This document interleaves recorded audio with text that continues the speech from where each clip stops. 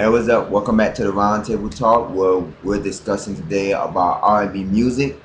Is it slowly dying or is it changing for the worse?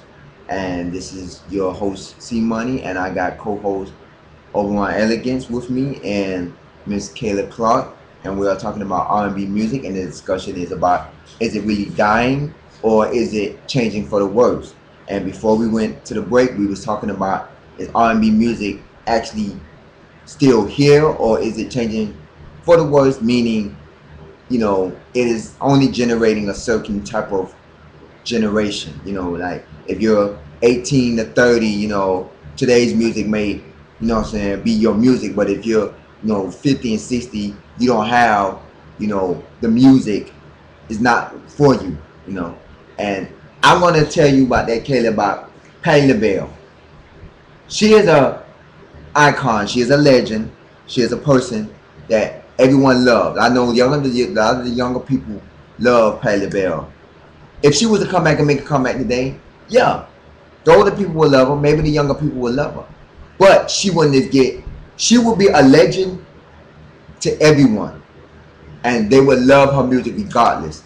But Hey, Money, can I interrupt you for 1 second? Yes. I have this friend. We have this saying. There's a fine line between being a legend and a has-been. That line is a very thin line. It's very gray. But once you cross that line, it's very hard to come back.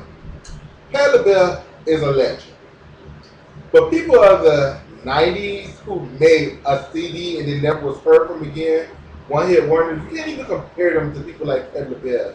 People like Moke and Steph. People like Lisa. People like 702. People like Brownstone. We had like one or two CDs and it just disappeared into nothingness. You can't compare that to Patti LaBelle. Those are has-beens, baby. They can hang it up, move on to the next, try something else, because it's gone for them. There's a fine line between being a has-been and being a legend. And people don't know how to walk that line very well.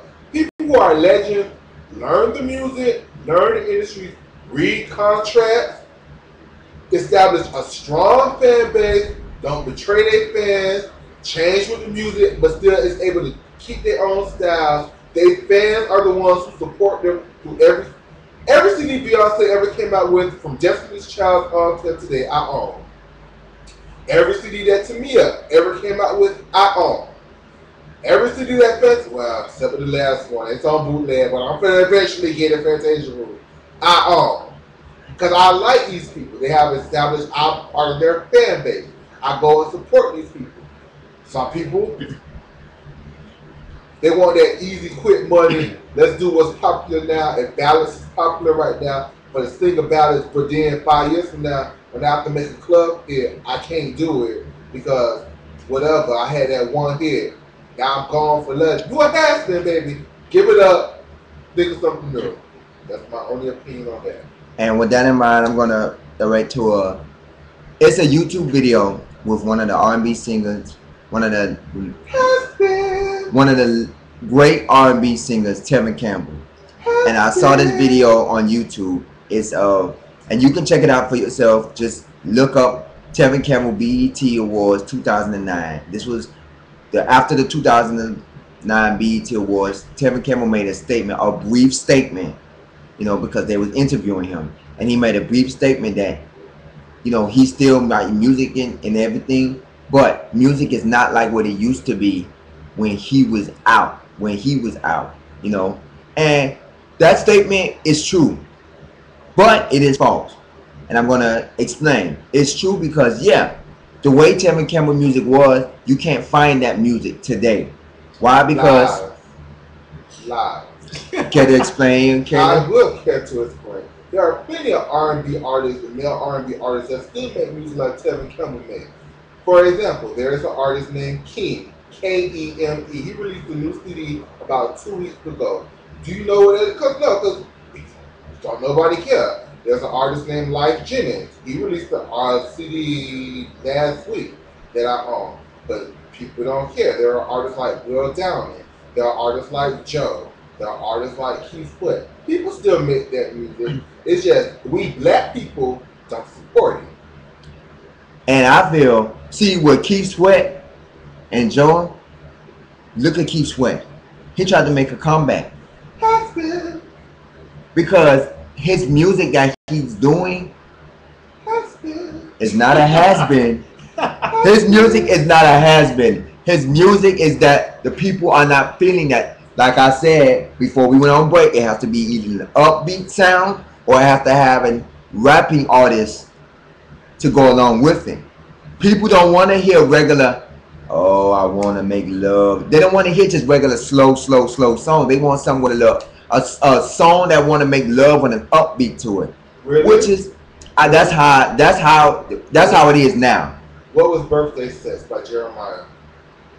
Because it has a little bit of upbeat. Just a little bit. So you telling me that little bit that Keith Sweat can't do it, or he's just choosing not to do it? He choosing not to do it. So he's choosing not to have a career. Well, I'm not saying he's choosing not to have a career. I'm saying that he wants to stick with. See, a lot of these artists today that are former artists that used to be When singers. you're not able to evolve with the way music is going, if you're not able to make a small change like that, a very minute change that nobody would really pay attention to, because they don't want to be a sellout. That's what most of them think. Most of them think basically, yo, I'm not finna go. Usher just had a very big hit with "There Goes My Baby," which was one of the slowest songs of the last year. But it's not slow as you would think it is. It does There have Goes My Baby. It does have a little upbeat to it. Hey, C-Money. How y'all doing, everybody? Overall elegance. Yeah. It's a book out, y'all. It's called Who Moved My Cheese? It's called Who Moved My Cheese? Y'all might say, what the hell I got to do with everything? But anyway, what this book talks about is the whole reason why these artists that are, as Kayla Clark is calling them has-beens or has-beens, they have what's called a sense of entitlement. They feel like everybody should stay with them while they stay in the same place and refuse to make any changes to how things are going in the world. And that book, Who Moved My Cheese, talks about the business world. It talks about personal life too. I mean, when things change, you have a choice. You can either get up and move and go with the flow and put yourself in a place where you still can take advantage of all the good things out there, the good profits, the good opportunity. Or you can sit there and be like, why in the hell people don't want to listen to exactly what I was doing 10 years ago? Why I gotta check? And guess what? You're gonna get left behind. So check that out. It'll teach y'all a lot. It's called Who Moved My Cheese. It's a little book. You're gonna think it's a children's book. It's so small. It may be about 25, 30 pages, but it talks about that. And that's what these people need to do. C-Money got some good points. C-Money is like got an old-fashioned mindset.